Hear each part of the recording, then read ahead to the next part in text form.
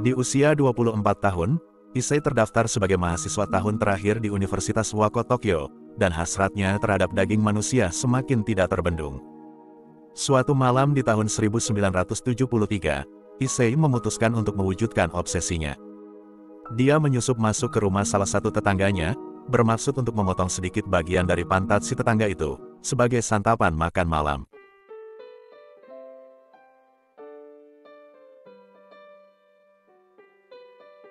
Halo orang-orang baik, terima kasih sudah klik video ini dan selamat datang lagi di channel The Purbas. Apa kabar kalian hari ini? Semoga kalian semua senantiasa dalam keadaan sehat walafiat, tak kurang satu apapun, dan semoga cita-cita serta rencana hidup kalian segera terwujud.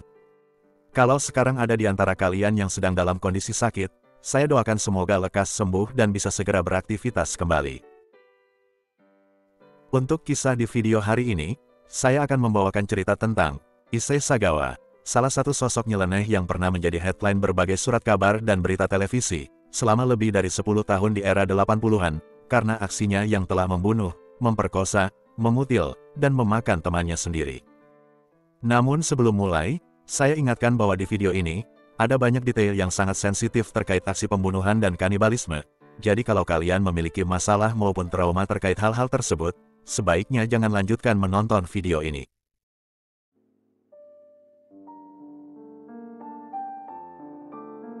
Kasus Issei Sagawa sejatinya terjadi di kota Paris, Prancis. Namun kita akan mulai kisahnya dari negara Jepang. Issei Sagawa lahir pada tanggal 26 April tahun 1949 di kota Kobe, ibu kota prefektur Hyogo yang berada sejauh 500 km di sebelah barat daya kota Tokyo. Issei lahir ke dunia sekitar 4 tahun setelah Perang Dunia Kedua berakhir, di mana 3 negara poros, Jerman, Jepang dan Italia menerima kekalahan dari negara-negara sekutu. Sebagai imbas dari kekalahan tersebut, negara Jepang berada di ambang kehancuran, terluka, terpuruk dan bangkrut. Namun keadaan itu tidak berlaku bagi Issei Sagawa yang lahir di dalam keluarga kaya raya. Ayahnya adalah seorang pengusaha yang pernah menjabat sebagai presiden Kurita Water Industries. Perusahaan itu masih eksis hingga kini, sementara kakeknya pernah menjadi editor surat kabar The Asahi Shimbun, salah satu media terbesar di Jepang di masa itu. Jadi, Issei kecil hingga dewasa menjalani hidup yang sangat berkecukupan. Tapi walaupun uang tidak jadi masalah, Issei Sagawa lahir dengan kondisi prematur, dan memiliki beberapa kondisi medis bawaan, yang membuatnya harus bolak-balik menjalani perawatan di rumah sakit. Dokter bahkan memprediksi bahwa Issei hanya akan bertahan hidup beberapa tahun saja. Namun pada kenyataannya, Issei Sagawa mampu mematahkan keyakinan dokter. Dia berumur panjang meskipun kondisinya tidak sama seperti anak-anak lainnya. Tubuhnya kecil kurus hingga membatasi setiap aktivitasnya, wajahnya pun sedikit aneh, yang membuatnya dijauhi oleh teman-teman sekolah. Sejak SD hingga SMA, dia tidak bisa mengikuti kelas olahraga. Dengan sifat pendiam dan kepribadian yang sangat tertutup, Issei menunjukkan minat dalam bidang sastra dan bahasa.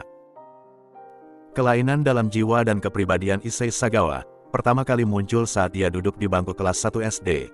Saat itu, dia melihat paha teman sebangkunya, dan entah mengapa, dia sangat bernafsu ingin mengunyah paha temannya itu. Tak hanya pada teman laki-laki, Issei lebih bernafsu lagi ketika melihat paha teman perempuan. Namun saat itu, dia baru berusia 6 tahunan, tak banyak yang bisa dia lakukan untuk melampiaskan hasratnya, jadi Issei mengalihkan keinginannya dengan memakan paha ayam, sambil membayangkan kalau itu adalah paha temannya. Bertambah usia memasuki masa remaja, hasrat seksual Issei tumbuh tak terkendali. Dia masih sering ngiler saat melihat paha wanita, namun sekarang, fantasi Issei bertambah, dia ingin bercinta dengan wanita. Dengan uang orang tuanya, Issei bisa saja menggunakan jasa PSK, tapi tentunya itu terlalu mainstream bagi Issei. Alih-alih bercinta dengan wanita, Issei malah mendapatkan kepuasan hakiki dengan menyetubuhi anjing peliharaannya. Hal itu terus dia lakukan sampai dia lulus SMA dan mulai kuliah di Universitas Wako yang berada di Tokyo.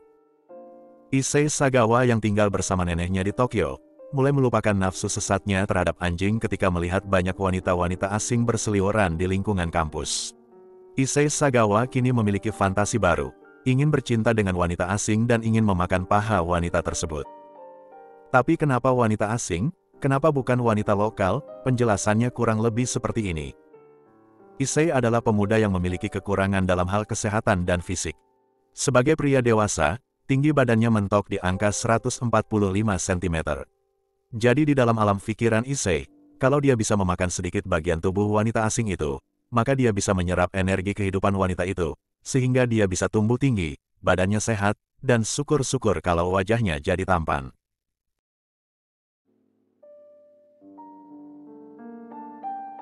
Di usia 24 tahun, saat sedang menjalani tahun terakhirnya sebagai mahasiswa sastra Inggris di Wako University, Issei sering memperhatikan seorang mahasiswa asing asal Jerman, berambut pirang, bertubuh tinggi. Issei jadi ngiler, terutama saat melihat bagian kaki hingga pahanya yang menggoda.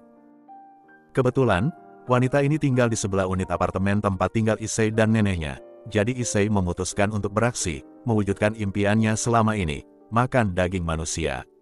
Suatu malam Issei melompati balkon apartemennya ke balkon apartemen sebelah. Tujuannya sederhana, menyusup masuk, mengiris sedikit daging di pantat wanita itu, lalu pergi. Sesederhana itu. Namun ketika dia berhasil masuk, wanita itu terbangun dan berteriak minta tolong. Issei Sagawa gagal makan daging, malahan ditangkap oleh security dan diserahkan ke kantor polisi dengan tuduhan telah melakukan penyerangan dan percobaan pemerkosaan. Beruntung Issei memiliki orang tua kaya. Ayahnya menawarkan uang damai kepada si wanita Jerman dan kasusnya dibatalkan, dan kejadian itu tidak dimasukkan ke dalam catatan kriminal Issei Sagawa. Dia melenggang keluar dari tahanan polisi, tanpa seorang pun tahu niat Issei yang sebenarnya terhadap si wanita Jerman. Untuk sementara ketegangan mereda, Issei menyelesaikan studinya lalu lanjut lagi mengambil gelar S2 Sastra Inggris di Universitas Kwansei Gakuin. Sukses meraih gelar master pada tanggal 26 April tahun 1977 yang bertepatan dengan ulang tahunnya ke-28 tahun, Issei Sagawa meninggalkan Tokyo dan terbang ke Paris, Prancis. Kepindahannya ini bersifat akademis, karena Issei ingin mengejar gelar doktor bidang sastra di Universitas Sorbonne. Di masa itu, selain Hawaii, Paris adalah kota yang menjadi tujuan wisata paling populer bagi masyarakat Jepang, sampai-sampai ada sebutan khusus untuk fenomena tersebut, Paris Syndrome. Paris adalah kota ikonik dan mendapatkan pengakuan internasional atas warisan budayanya. Ada begitu banyak tempat wisata, museum bersejarah, bangunan dengan arsitektur indah, jalanan yang penuh pejalan kaki, dan tentunya, ada Menara Eiffel. Sejak tinggal di Paris, Issei bagaikan hidup di surga dan di neraka secara bersamaan.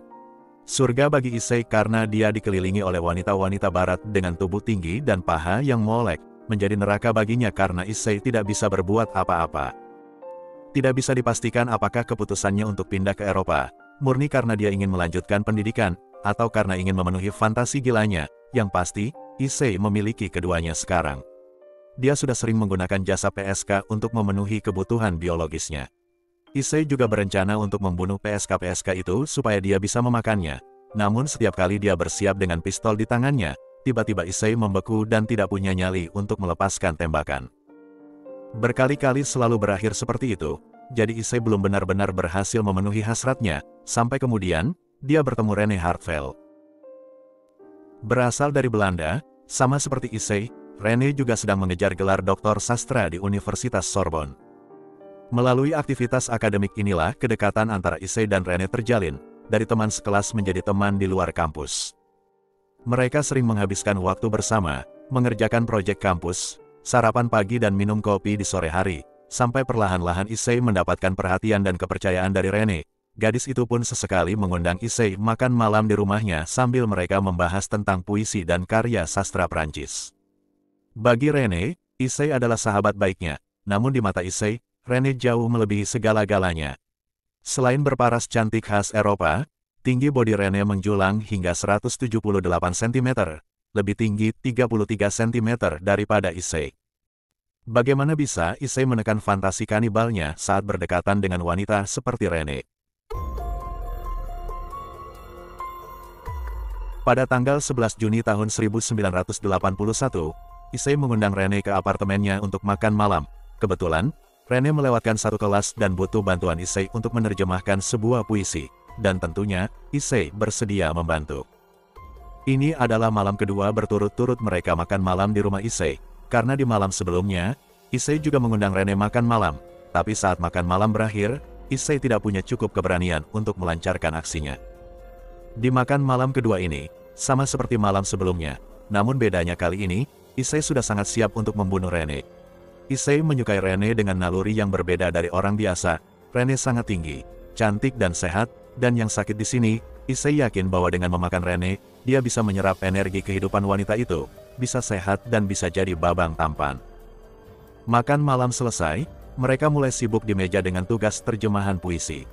Issei kemudian pamit ke dapur sebentar mengambil sesuatu. Tak lama pria itu kembali lagi mendekati Rene yang duduk menghadap jendela. Tanpa menyadari Issei dari arah belakang sedang mengarahkan moncong pistol ke tengkuk Rene. Di detik berikutnya, Issei melepaskan tembakan lalu pingsan, sementara Rene meregang nyawa.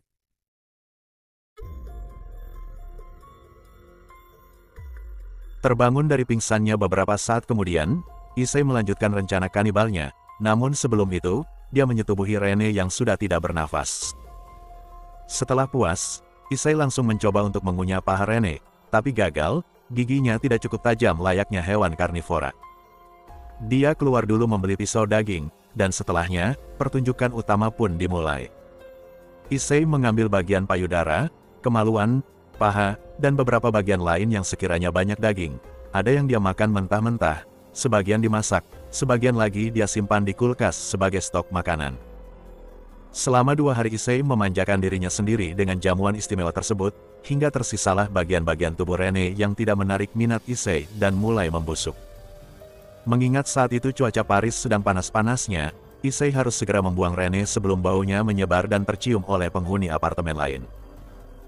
Issei memasukkan sisa-sisa tubuh Rene ke dalam 2 koper besar, lalu keluar apartemen dan memanggil sebuah taksi. Karena tubuhnya yang kecil, Issei kesulitan untuk memasukkan koper-koper itu ke bagasi mobil. Si sopir taksi membantu Issei mengangkat koper-koper yang sangat berat itu sambil berkata, "Koper ini berat sekali. Apa isinya? Jangan-jangan isinya mayat manusia." Issei pun tertawa canggung menanggapi candaan si sopir taksi. Dari apartemen, Issei minta diantar ke taman kota, yang mana di tengah-tengah taman tersebut ada sebuah danau. Issei berencana untuk menenggelamkan koper-koper berisi sisa jasad Rene ke danau tersebut. Issei sering menghabiskan waktu di taman itu, untuk belajar, membaca buku, atau hanya duduk saja menikmati sore, jadi dia tahu seluk-beluk taman tersebut dan yakin bisa membuang Rene dengan aman. Tiba di tepi danau taman kota, seperti yang sudah saya sebutkan sebelumnya, Paris di bulan Juni sedang mengalami musim panas. Jadi walaupun Issei tiba di sana sudah jam 8 malam, langit masih terang, dan taman tersebut masih dipadati oleh warga kota. Issei bingung, ternyata rencananya meleset, dia tidak bisa membuang Rene saat itu tapi repot juga kalau mau pulang lagi ke apartemen. Saat Issei sedang memikirkan apa yang harus dia lakukan, tanpa sepengetahuannya, seorang pria tua sedang menyodok-nyodok koper itu dengan tongkat, lalu bertanya kepada Issei, "Apa koper-koper ini milikmu?" Issei yang gugup dan panik spontan menjawab, "Bukan, itu bukan milik saya." Lalu dia melangkah pergi menjauh. Seorang wanita pengunjung taman mendekati koper itu, membukanya, lalu sontak berteriak yang mengundang lebih banyak pengunjung taman berkerumun mengelilingi koper-koper itu. Sementara Issei Sagawa sudah berada di dalam sebuah taksi pulang menuju apartemennya. Seorang pria Asia dengan tubuh yang sangat kecil, tidaklah sulit untuk diidentifikasi. Berdasarkan keterangan dari beberapa orang yang melihat Issei di taman, dan kesaksian sopir taksi yang ingat bahwa dia pernah membawa penumpang Asia beserta 2 tas koper besar, polisi berhasil mendapatkan informasi serta alamat tempat tinggal Issei. 4 hari kemudian, Issei Sagawa ditangkap oleh pihak berwenang Perancis, dan ditetapkan sebagai tersangka pembunuh Rene Hartfeld. Dalam interogasi, Issei mengaku bahwa dia lega telah ditangkap, setidaknya sekarang ada seseorang yang bisa dia ajak bicara mengenai kelainannya. Kejahatan Issei Sagawa sangat keji dan terencana. Dia membunuh Rene Hartfeld, lalu memperkosa mayat korban, memutil dan memakan bagian tubuh korban, lalu berusaha untuk menghilangkan jasad korban walaupun akhirnya gagal. Rene si korban merupakan warga negara Belanda, jadi proses hukumnya terbilang cukup rumit dan memakan waktu panjang karena melibatkan 3 negara. Ayah Issei Sagawa segera mengirim pengacara terbaik untuk membela anaknya. 2 tahun kemudian, Issei menghadapi persidangannya, di mana hakim ternyata menetapkan bahwa Issei Sagawa tidak dalam kondisi waras alias sakit jiwa, jadi Issei Sagawa tidak layak untuk diadili dan langsung dikirim ke fasilitas perawatan jiwa. Issei diperintahkan untuk menjalani perawatan tanpa batas waktu di rumah sakit jiwa.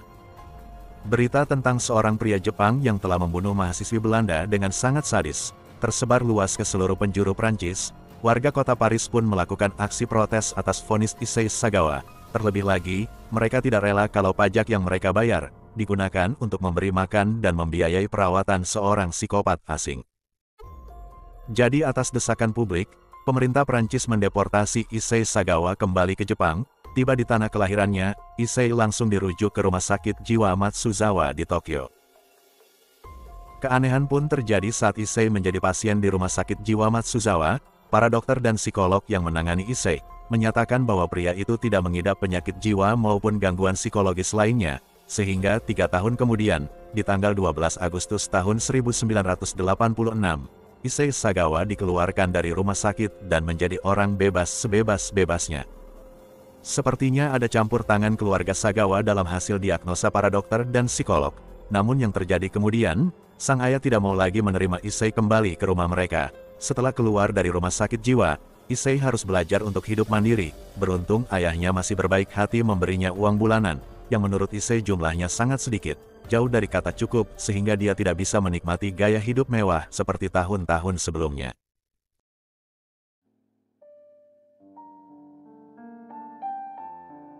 Seiring berjalannya waktu, publisitas Issei Sagawa tidak kunjung mereda, dan lucunya, ada sebagian kelompok masyarakat yang malah mengidolakan Issei. Memanfaatkan popularitas Issei, sebuah perusahaan penerbit buku meminta Issei untuk menulis buku tentang hidupnya, terutama tentang pengalaman pribadinya terkait pembunuhan Rene Harvel. Issei menerima tawaran tersebut, dan buku yang dia tulis menuai sukses besar. Sungguh tragis, seorang kriminal lolos dari hukuman, lalu dengan hati riang gembira, menuliskan detail demi detail kejahatannya, dan menghasilkan uang. Di tahun-tahun berikutnya, dia menulis hingga 20 buku, dan semuanya laku keras, bahkan ada versi komiknya pula. Tak sampai di situ, Issei semakin mendapat tempat di dunia hiburan Jepang, diundang ke berbagai acara televisi, tampil dalam video yang menunjukkan Issei sedang jogging dengan gaya berlari yang aneh. Dia juga muncul dalam sebuah video dengan adegan Issei memakan paha ayam, namun menciptakan kesan kalau dia sedang makan paha manusia. Yang paling fantastis, Issei juga membintangi sebuah film porno, dengan alur cerita tentang hidupnya sendiri. Issei Sagawa tidak pernah menyesali perbuatannya, karena setelah bertahun-tahun menjadi publik figur di Tokyo, Issei mengungkapkan bahwa dia masih memiliki hasrat untuk memakan daging wanita, tapi kali ini minatnya bergeser ke wanita lokal, khususnya mereka yang berasal dari bagian selatan Jepang.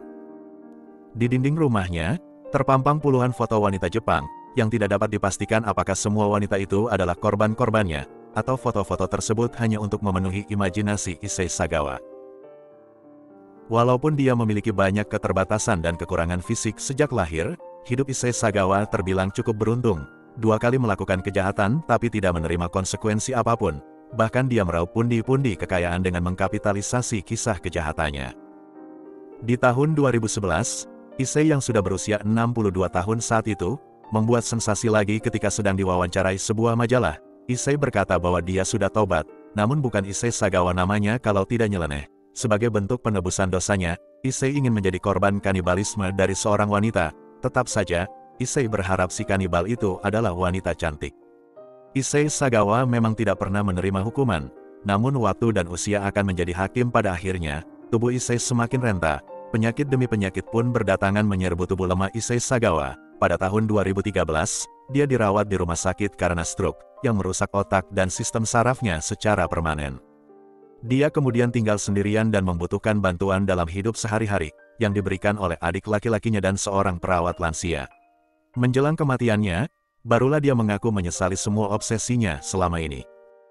Pada tanggal 24 November tahun 2022, Issei Sagawa mengalami komplikasi pneumonia di sebuah rumah sakit di Tokyo, dan dia akhirnya meninggal di usia 73 tahun.